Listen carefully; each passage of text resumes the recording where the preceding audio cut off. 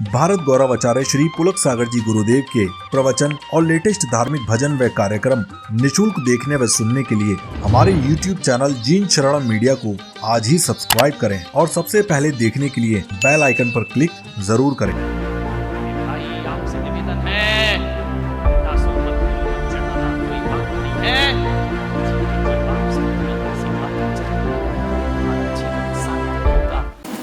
ये संस्कृति होना चाहिए भारत की। मेरे सानिध्य में मुझे बड़ा दुख है कि मैं संत होकर मुझे एक वृद्धाश्रम बनाना पड़ा जहां बुजुर्ग लोग रहा करते हैं। ऐसे ऐसे लोग आते हैं मेरे पास आंसू बहाते, हर एक घर की दुनिया से बाहर निकल के देखो, अपने ही घर को दुनिया मत समझिए। आते हैं मेरे पास, महाराज ये जिंदगी का अंतिम पड़ाव, कुछ व्यवस्था करो, हमारा बेटा हमें घर से। एक बेटा मेरे पास आया अपनी मां को लेकर, महाराज आपका वृद्धाश्रम बना है, आपका वात्सल्य धाम बना है, मेरी मां को वहां रख दीजिए। मैंने कहा शर्म आना चाहिए तुझे, एक बेटा कह रहा है कि वृद्धाश्रम में रख दो। मान्यवर, मैंने उससे कहा तुझे तो चिल्लू भर पानी में डूब के मर जाना चाहिए। जिस मां ने कोख में रखा तू घर में नहीं रख सकता है, वापिस लेके जा इस मां को। बोले आपने क्यों बनाया वृद्धाश्रम? मैंने कहा मैंने इसलिए नहीं बनाया कि कोई औलाद अपने बाप को मेरे पास भेजे। नहीं भाई, ये तो मेरे लिए सबसे बड़ा पाप हो जाएगा। और मैं बारामती में कह रहा हूं पुलक सागर, इस देश से वृद्धाश्रम की परंपरा खत्म होना चाहिए, समाप्त होना चाहिए। एक भी वृद्धाश्रम इस देश में नहीं होना चाहिए, एक भी ओल्ड हाउस इस देश में नहीं होना चाहिए। ये बदनुमा दाग है भारतीय संस्कृति पर। लाल किला शान हो सकता है, कुतुब मीनार शान हो सकती है, ध्यान रखना ताजमहल शान हो सकता है देश की, लेकिन वृद्धाश्रम देश की शान नहीं है।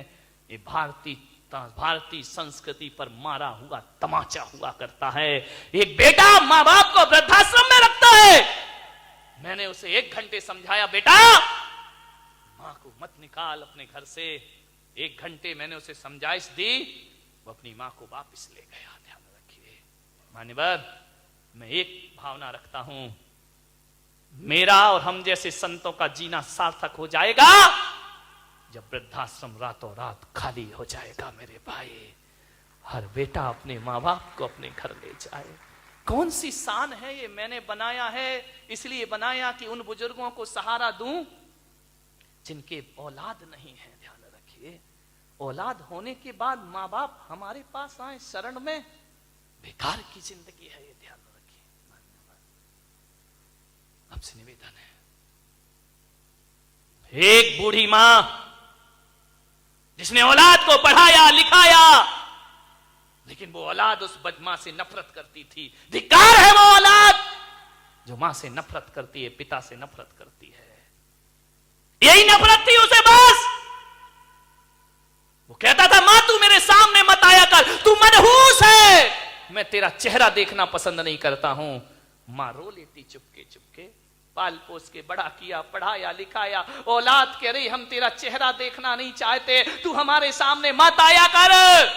मां आती, मां की ममता थी, बेचारी क्या करे। स्कूल जाती, टिफिन देने जाती, बच्चे का भोजन देने जाती। बच्चे से कोई पूछता कि ये बुढ़िया कौन है, तो मालूम है वो ऐसी औलाद, ऐसी कायर औलाद जो अपने दोस्तों को कहता कि नौकरानी है जो हमारे घर से हमें टिफिन ला के देती है। मां जब सुनती तो सीना छलनी हो जाता उसका। ये नौकरानी है, ये काम वाली है, घर में आके झगड़ा करता, तू टिफिन लेके मत आया कर मेरे स्कूल में, मुझे बहुत नफरत है तुझसे। ऐसी औलाद जिसके लिए ईश्वर के सामने हाथ फैलाए, आज वही ईश्वर का वरदान उसे अभिशाप लग रहा है। औलाद पसंद नहीं करती है। एक बात ध्यान रखना, मां कैसी भी हो, मां तो मां होती है मेरे भाई। मां काली हो, मां गोरी हो, मां बदसूरत हो, एक बात ध्यान रखना, मां की सूरत नहीं देखी जाती, मां का दिल देखा जाता है मेरे भाई दुनिया में। इसलिए नफरत थी उसे कि उस मां की एक आंख नहीं थी। तू कानी है, मेरे सामने मत आया कर। मां रो लेती चुपके चुपके, बाहर गया पढ़ने, बेटा पढ़ाया लिखाया। एक दिन पढ़ने लिखने के बाद जब बेटा को खबर मिली कि मां अकेली है गांव में, गांव के लोग कहते कि अरे मूर्ख, जिसने झाड़ू पोंछा करके तुझे पढ़ाया उस मां के प्रति तुझे कुछ भी नहीं करता। उस बच्चे ने एक चिट्ठी लिखी मां को कि मां तू गांव के वृद्धाश्रम में चली जा, मैं तो तुझे पसंद करता नहीं, तू मेरे सामने कभी आना मत, वृद्धाश्रम में रह, और तूने मेरे लिए जो एहसान किए हैं ना 500 रुपए महीने भेजूंगा वृद्धाश्रम में, वहीं अपनी जिंदगी गुजार लेना। कहते हैं उस लाचार मां को वृद्धाश्रम में रख दिया गया। अपना घर, अरे अपना घर अपना ना हुआ, इसको अपना घर लिखा जाता है। चली गई, बहुत दिन रही,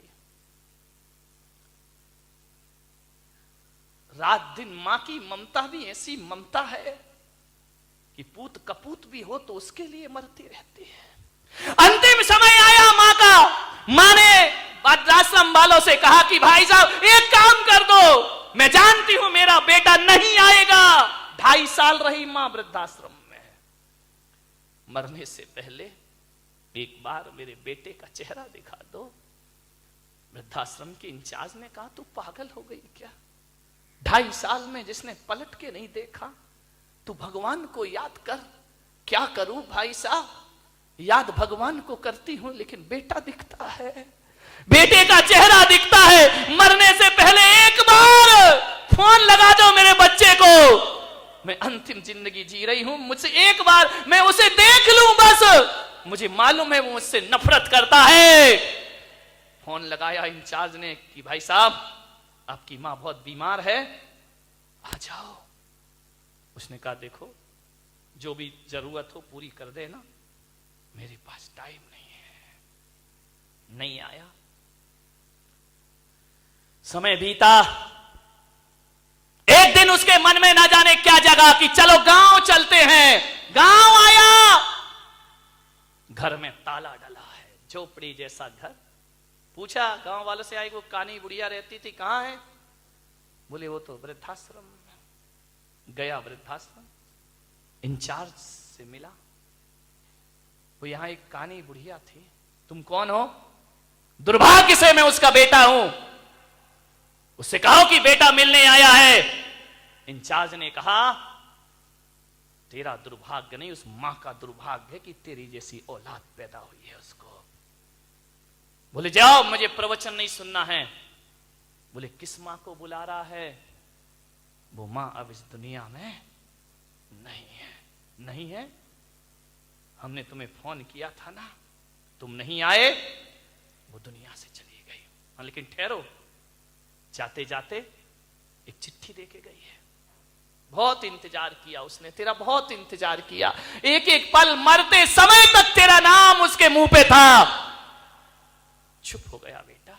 चिट्ठी लाई, लिफाफा लाया, लिफाफा खोला, उसने कहा ये क्या? एक चिट्ठी थी, उसमें लिखा था मेरे प्यारे बच्चे, मुझे मालूम है कि जब तक तुझे ये पत्र मिलेगा तब तक मैं इस दुनिया में नहीं रहूंगी, तू नहीं आएगा मैं जानती हूं, लेकिन मेरे बच्चे, मैं तरस गई जिंदगी भर मां शब्द सुनने के लिए। ऐसी अभागिन मां हूं मैं इस धरती की कि औलाद के बाद भी मां शब्द नहीं सुन पाई अपने कानों से। इसमें तेरी गलती नहीं बेटा, मेरी ही परवरिश में कोई कमी रह गई होगी, मेरे ही संस्कार गलत पड़ गए होंगे, मैं तेरी इच्छा के अनुसार तेरा काम नहीं कर पाई होंगी। इसमें तेरी कोई गलती नहीं मेरे बच्चे, ये मेरा है कि तूने इस गरीब मां की कोख से जन्म लिया है। मैं तरसती रही बेटा, आज आंख मूंद रही हूं, एक ही तमन्ना थी कि तुझे एक बार देख सकूं, पर नहीं देख पाई।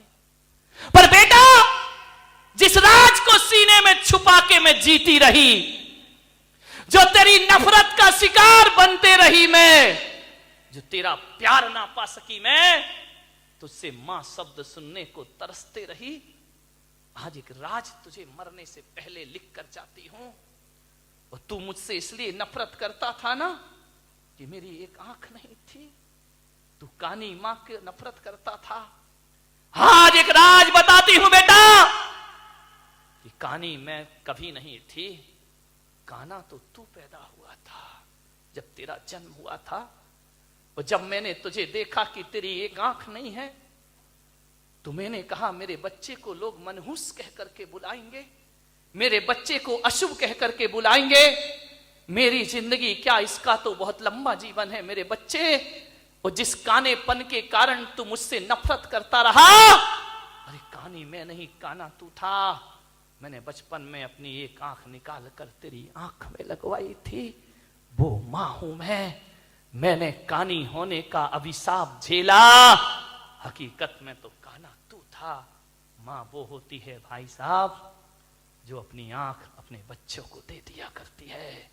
और जब ये पत्र पढ़ा उस बच्चे ने कि जो आंख मेरी आंख में है वो मेरी मां की आंख है, जैरो तले जमीन खिसक गई, दिल दहल गया। मां तू कहां चली गई? जीते जी मां का कीमत समझ में नहीं, अब मां की कीमत समझ। मां मां कह करके रोया, घुटने टेक करके बैठ गया, आकाश में हाथ फैलाकर, ए परमात्मा कैसा भी उपाय कर मेरी मां मुझे वापिस लौटा दे। ऐसी होती है मां जो सब कुछ बलिदान कर देती है। उस मां ने पत्र में लिखा, मेरे बच्चे तू 500 रुपए महीने मुझे भेजता रहा, 2.5 साल में ये 15,000 रुपए हो गए हैं।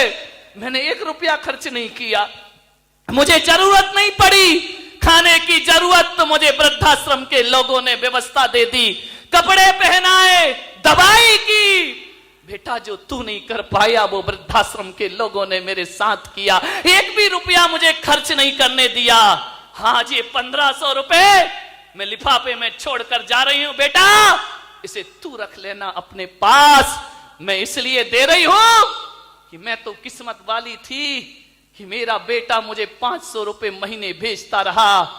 कल तेरी औलाद ने वृद्धाश्रम में 500 रुपए ना भेजे तो मां के 15,000 तेरे बहुत काम आएंगे। इन्हें संभाल करके रखना अपनी जिंदगी में, ध्यान रखिए। ये 15,000 इस अभागिन के पास इनके अलावा कोई विरासत नहीं है। आज मैं यही वसीयत, तेरी वसीयत तुझे लिख करके जा रही हूं।